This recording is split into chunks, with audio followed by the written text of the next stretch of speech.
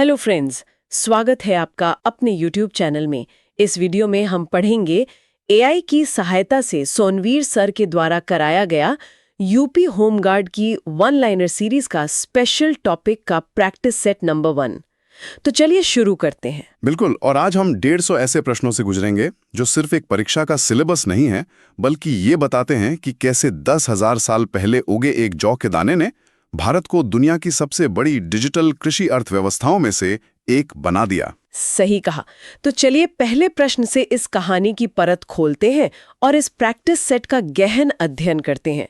प्रश्न 1, भारत की कितने प्रतिशत जनसंख्या आजीविका के लिए कृषि पर निर्भर है? 55%। सही उत्तर है 55%। प्रश्न 2, भारतीय अर्थव्यवस्था की रीढ़ किसे कहा जाता है? कृषि। सही उत्तर है कृषि। प्रश्न 3, कृषि के अध्ययन को क्या कहा जाता है? एग्रोनॉमी। सही उत्तर है एग्रोनॉमी।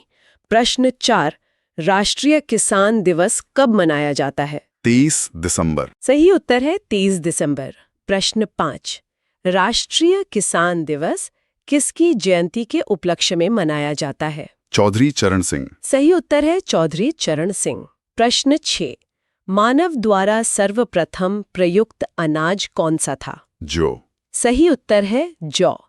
प्रश्न 7, कृषि के प्राचीनतम साक्ष्य कहाँ से मिले हैं? मेहरगढ़। सही उत्तर है मेहरगढ़। प्रश्न 8, चावल के प्राचीनतम साक्ष्य कहाँ से मिले हैं? लहुरा देव संत कबीर नगर। सही उत्तर है लहुरा देव संत कबीर नगर। प्रश्न 9, जुते हुए खेत के साक्ष्य कहाँ से प्राप्त हुए हैं? कालीबंगा राजस्थान। सही उत्तर है कालीबंगा राजस्थान। यहाँ एक बात सोचने वाली है ना, मतलब हजारों साल पहले मेहरगढ़ और लहुरा देव में जो बीज बोए गए, हाँ, और कालीबंगा में जूते गए खेत, बिल्कुल वो आज की विशाल कृषि व्यवस्था की नींव है।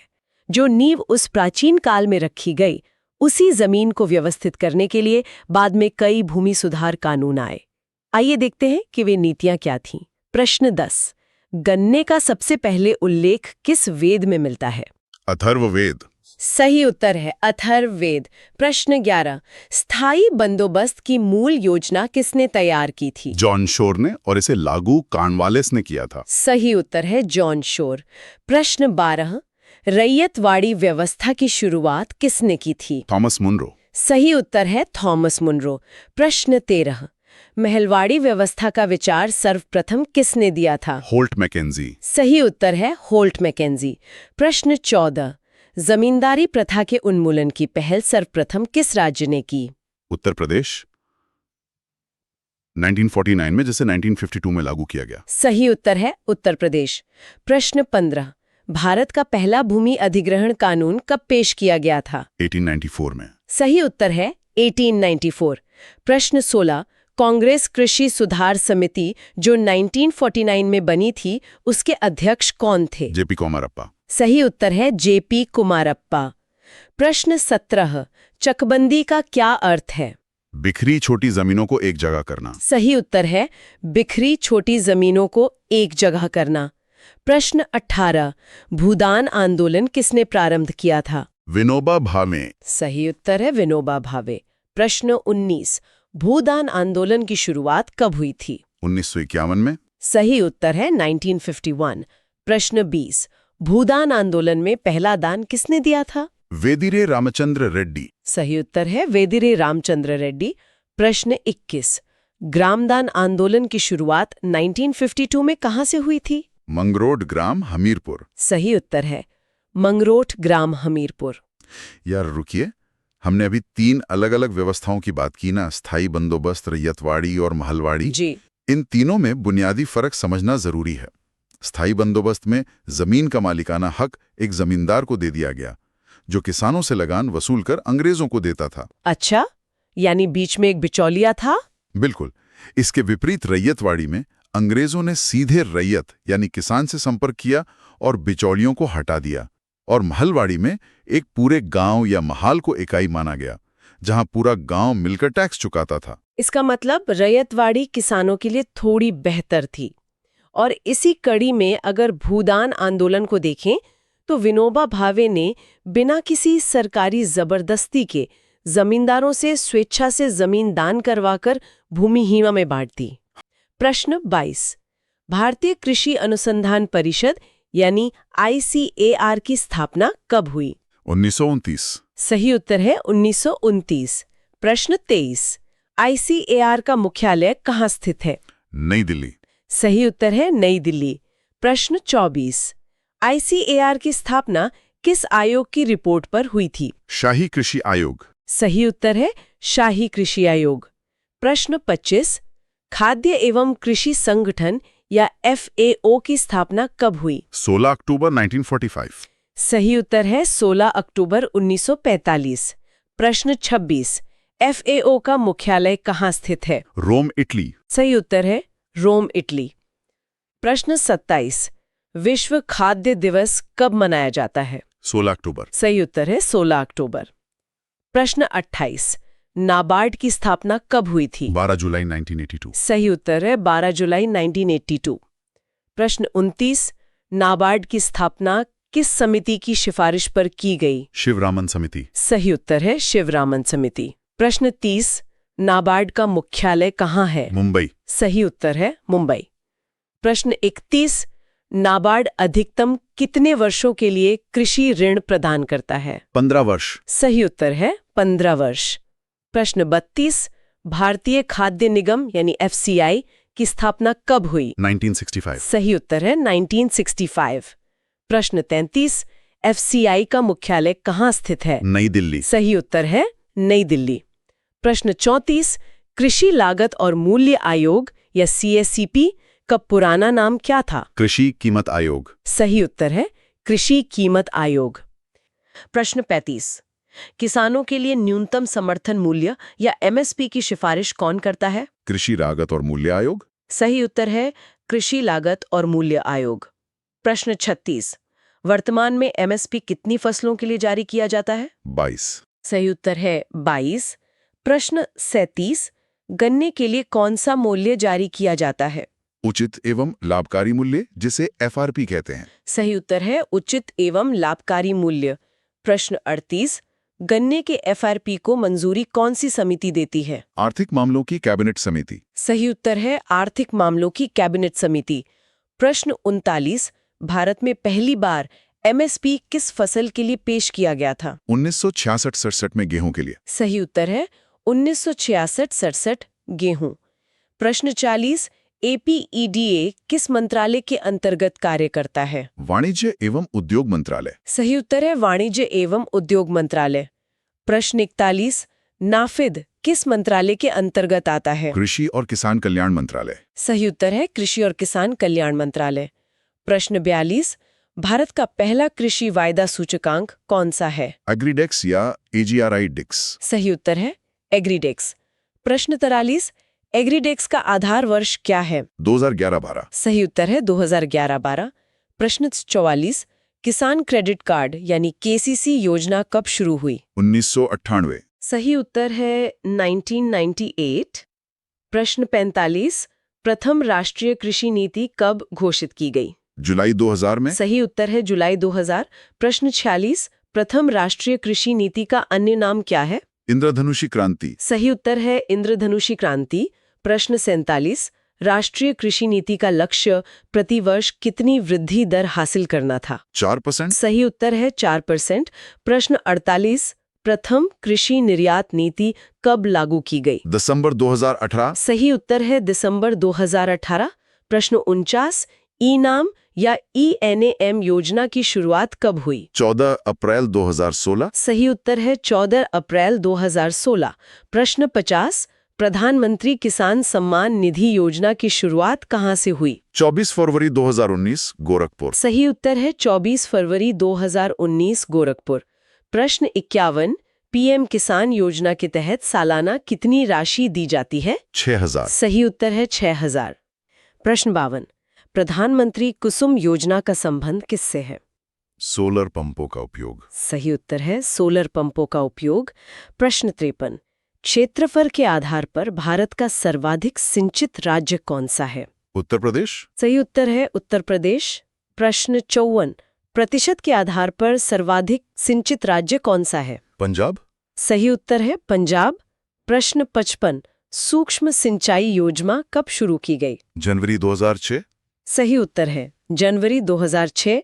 प्रश्न 56, भारत में सर्वाधिक प्रचलित सिंचाई का साधन क्या है? कुएं व नलकूप यानी ट्यूबवेल। सही उत्तर है कुएं व नलकूप। प्रश्न 57, नलकूपों द्वारा सर्वाधिक सिंचाई किस राज्य में होती है? उत्तर प्रदेश। सही उत्तर है उत्तर प्रदेश। प्रश्न 58, नहरों द्वारा सर्वाधिक सिंचित राज्य कौन सा है? उत्तर प्रदेश। सही उत्तर है उत्तर प्रदेश।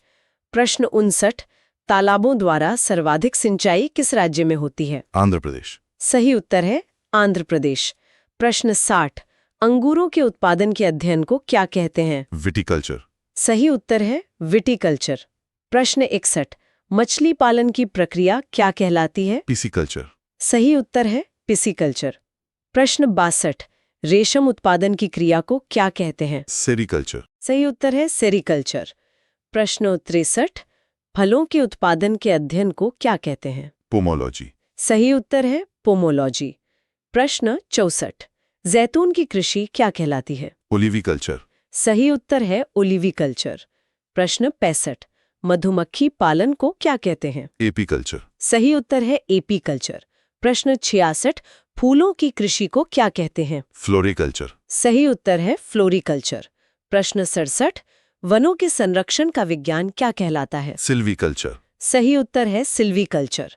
प्रश्न 68, समुद्री जीवों के उत्पादन को क्या कहते हैं? मैरीकल्चर। सही उत्तर है मैरीकल्चर। प्रश्न 69, केचुआ पालन को क्या कहा जाता है? वर्मीकल्चर। सही उत्तर है वर्मीकल्चर। प्रश्न 70, झूम खेती को अन्य किस नाम से जाना जाता है? काटो और जलाओ या स्थानांतरित खेती। सही उत्तर है काटो और जलाओ या स्थानांतरित खेती। प्रश्न 71, मध्य प्रदेश में झूम खेती को क्या कहा जाता है? दहिया या बेबर। सही उत्तर है दहिया या बेबर। प्रश्न 72, नकदी फसलें उगाने वाले बागानों को क्या कहते हैं? रोपड़ खेती। सही उत्तर है रोपड़ खेती। प्रश्न 73, कार्बनिक खेती के जनक कौन है? Albert Howard. सही उत्तर है एल्बर्ट हावर्ड। प्रश्न 74, भारत का प्रथम पूर्ण जैविक राज्य कौन सा है? सिक्किम। सही उत्तर है सिक्किम।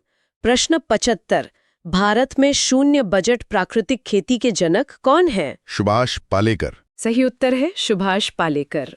प्रश्न 76, सीढ़ीदार खेती मुख्य रूप से कहाँ की जाती है? पहाड़ों पर। सही उत्तर है पहाड़ों पर। प्रश्न 77, भारत की सबसे बड़ी खाद उत्पादन करने वाली सहकारी संस्था कौन सी है? इफ्को। सही उत्तर है इफ्को। प्रश्न 78, खरीफ फसलों की बुआई कब की जाती है? जून जुलाई में। सही उत्तर है जून जुलाई। प्रश्न 79, रबी फसलों की बुआई का समय क्या है? अक्टूबर नवंबर। सही उत्तर है अक्टूबर नवंबर। प्रश्न 80, जायद फसलों का समय क्या है? मार्च जून। सही उत्तर है मार्च जून। प्रश्न 81, धान, मक्का और बाजरा किस ऋतु की फसलें हैं? खरीफ। सही उत्तर है खरीफ। प्रश्न 82, गेहूं, जौ, चना और सरसों किस ऋतु की फसलें हैं? रबी। सही उत्तर है रबी। प्रश्न 83, तरबूज, खरबूजा और खीरा किस ऋतु की फसलें हैं? जायद। सही उत्तर है जायद। प्रश्न 84, कपास और जूट किस ऋतु की फसलें हैं? खरीफ। सही उत्तर है खरीफ। प्रश्न 85, सोयाबीन और चाय का जन्म स्थान कौन सा देश है? चीन। सही उत्तर है चीन। प्रश्न 86, कॉफी का जन्म स्थान कहाँ माना जाता है? एथियोपिया। सही उत्तर है इथियोपिया। प्रश्न 87, रबड़ और कहवा का जन्म स्थान कौन सा देश है? ब्राजील। सही उत्तर है ब्राजील। प्रश्न 88, हरित क्रांति का दूसरा नाम क्या है? तीसरी कृषि क्रांति। सही उत्तर है तीसरी कृषि क्रांति। प्रश्न 89, हरित क्रांति शब्द का सर्वप्रथम प्रयोग किसने किया था? William God. सही उत्तर है विलियम गॉड। प्रश्न 90, विश्व में हरित क्रांति के जनक कौन माने जाते हैं? Norman Borlaug. सही उत्तर है नॉर्मन बोरलॉग। प्रश्न 91, भारत में हरित क्रांति के जनक कौन थे? MS स्वामीनाथन। सही उत्तर है MS स्वामीनाथन। प्रश्न 92, हरित क्रांति की शुरुआत किस देश में हुई थी? मैक्सिको। सही उत्तर है मैक्सिको। प्रश्न 93, हरित क्रांति में किन बीजों का प्रयोग किया गया? उच्च उपज वाली किस्म या HYV। सही उत्तर है उच्च उपज वाली किस्म। प्रश्न 94, भारत में हरित क्रांति की शुरुआत के समय प्रधानमंत्री कौन थे? लाल बहादुर शास्त्री और बाद में इंदिरा गांधी। सही उत्तर है लाल बहादुर शास्त्री और इंदिरा गांधी। प्रश्न 95, भारत में हरित क्रांति की शुरुआत के समय कृषि मंत्री कौन थे? C सुब्रमण्यम। सही उत्तर है C सुब्रमण्यम। प्रश्न 96, भारत में हरित क्रांति का प्रथम चरण कब से कब तक था? 1960 के दशक के मध्य से 1970 के दशक के मध्य तक। सही उत्तर है 1960 के दशक के मध्य से 1970 के दशक के मध्य तक। प्रश्न 97, भारत में हरित क्रांति के लिए आरंभिक स्थल के रूप में किस राज्य को चुना गया? पंजाब। सही उत्तर है पंजाब। प्रश्न 98, हरित क्रांति से सर्वाधिक लाभान्वित राज्य कौन से हैं? हरियाणा, पंजाब और पश्चिमी उत्तर प्रदेश। सही उत्तर है हरियाणा, पंजाब और पश्चिमी उत्तर प्रदेश। प्रश्न 99, विशेष कृषि क्षेत्र या SAZ स्थापित करने वाला पहला राज्य कौन सा है? उत्तराखंड। सही उत्तर है उत्तराखंड। प्रश्न 100, एशिया का पहला निर्यात प्रसंस्करण क्षेत्र या EPZ कहाँ स्थापित हुआ था? कांडला, गुजरात। सही उत्तर है कांडला, गुजरात। प्रश्न 101, श्वेत क्रांति यानी दुग्ध क्रांति की शुरुआत कब हुई थी? 13 जनवरी 1970। सही उत्तर है 13 जनवरी 1970। प्रश्न 102, श्वेत क्रांति का अन्य नाम क्या है? आनंद मिल्क यूनियन लिमिटेड। सही उत्तर है आनंद मिल्क यूनियन लिमिटेड। प्रश्न 105, राष्ट्रीय दुग्ध दिवस कब मनाया जाता है? 26 नवंबर। सही उत्तर है 26 नवंबर। प्रश्न 106, विश्व दुग्ध दिवस कब मनाया जाता है? 1 जून। सही उत्तर है 1 जून। प्रश्न 107, राष्ट्रीय डेयरी विकास बोर्ड या NDDB का मुख्यालय कहाँ है? आनंद, गुजरात। सही उत्तर है आनंद, गुजरात। प्रश्न 108, पीली क्रांति का संबंध किससे है? तिलहन। सही उत्तर है तिलहन। प्रश्न 109, रजत क्रांति का संबंध किसके उत्पादन से है? अंडा उत्पादन। सही उत्तर है अंडा उत्पादन। प्रश्न 110, लाल क्रांति का संबंध किससे है? मांस और टमाटर। सही उत्तर है मांस और टमाटर। प्रश्न 111, इंद्रधनुषी क्रांति का उद्देश्य क्या है? कृषि के सभी क्षेत्रों का विकास। सही उत्तर है कृषि के सभी क्षेत्रों का विकास। प्रश्न 112, गुलाबी क्रांति का संबंध किसके उत्पादन से है? झींगा मछली। सही उत्तर है झींगा मछली। प्रश्न 113, नीली क्रांति का संबंध किससे है? मत्स्य उत्पादन। सही उत्तर है मत्स्य उत्पादन। प्रश्न 114, गोल क्रांति का संबंध किस फसल से है? आलू। सही उत्तर है आलू। प्रश्न 115, हरित सोना क्रांति का संबंध किससे है? बांस। सही उत्तर है बांस। प्रश्न 116, भूरी क्रांति का संबंध किसके उत्पादन से है? उर्वरक। सही उत्तर है उर्वरक। प्रश्न 117, स्वर्ण क्रांति का संबंध किससे है? बागवानी, शहद और फलों का उत्पादन। सही उत्तर है बागवानी, शहद और फलों का उत्पादन। प्रश्न 118, चींटियों के हमले से फसलों की सुरक्षा के लिए किसका प्रयोग किया जाता है? कपूर। सही उत्तर है कपूर। प्रश्न 119, जंगली घास हटाने और मिट्टी ढीली करने वाले साधारण उपकरण को क्या कहते हैं? फावड़ा। सही उत्तर है फावड़ा। प्रश्न 120, भारत में पारंपरिक रूप से हाथ से कटाई के लिए किसका उपयोग किया जाता है? हसिया या सिक्कल। सही उत्तर है हसिया। प्रश्न 121, फसलों के चक्रीकरण का मुख्य उद्देश्य क्या है? मृदा की उर्वरता बनाए रखना। सही उत्तर है मृदा की उर्वरता बनाए रखना। प्रश्न 122, मोटे अनाजों का सर्वाधिक उत्पादन कौन सा राज्य करता है? राजस्थान। सही उत्तर है राजस्थान। प्रश्न 123, भारत में कॉफी का सबसे बड़ा उत्पादक राज्य कौन सा है? कर्नाटक। सही उत्तर है कर्नाटक। प्रश्न 124, मसालों का बगीचा किस राज्य को कहा जाता है? केरल। सही उत्तर है केरल। प्रश्न 125, भारत में सबसे उपजाऊ मिट्टी कौन सी है? जलोढ़ मिट्टी। सही उत्तर है जलोढ़ मिट्टी। प्रश्न 126, कपास की खेती के लिए सबसे उपयुक्त मिट्टी कौन सी है? काली मिट्टी या रेगुर मिट्टी। सही उत्तर है काली मिट्टी। प्रश्न 127, मृदा स्वास्थ्य कार्ड योजना कब शुरू हुई? 2015। सही उत्तर है 2015। प्रश्न 128, लाल सिंधी और शाही दाल किसकी नस्लें हैं? गाय। सही उत्तर है गाय। प्रश्न 129, मुर्रा और जाफराबादी किसकी नस्लें हैं? भैंस। सही उत्तर है भैंस। प्रश्न 130, पश्मीना ऊन किससे प्राप्त होती है? चेंगथांगी नस्ल की बकरी। सही उत्तर है चेंगथांगी नस्ल की बकरी। प्रश्न 131, एगमार्क क्या है? खाद्य वस्तुओं की गुणवत्ता का प्रमाण। सही उत्तर है खाद्य वस्तुओं की गुणवत्ता का प्रमाण। प्रश्न 132, भारत में कृषि गणना कितने वर्षों के अंतराल पर होती है? 5 वर्ष। सही उत्तर है 5 वर्ष। प्रश्न 133, सिंचाई की ड्रिप पद्धति किस देश से ली गई है? इजराइल। सही उत्तर है इजराइल। प्रश्न 134, विश्व खाद्य दिवस कब मनाया जाता है? 16 अक्टूबर। सही उत्तर है 16 अक्टूबर। प्रश्न 135, रेड रॉट किस फसल का रोग है? गन्ना। सही उत्तर है गन्ना। प्रश्न 136, राष्ट्रीय खाद्य सुरक्षा अधिनियम कब पारित हुआ?